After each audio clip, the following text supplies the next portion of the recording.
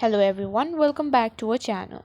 In today's tutorial, we're going to learn a very handy trick in Microsoft Word, how to put bullet points into two columns, side by side. Whether you're creating a resume or presentation handout or just organizing your notes, this technique can make your document look super cleaner and professional. So let's dive in. First, make sure you have Microsoft Word open on your computer.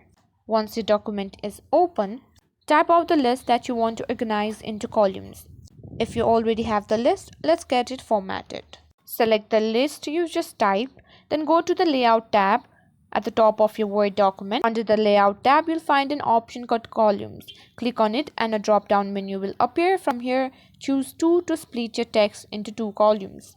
Now you'll see that your list automatically adjusted into 2 columns. Now click on the Home button, then select your type, then click on the bullet options.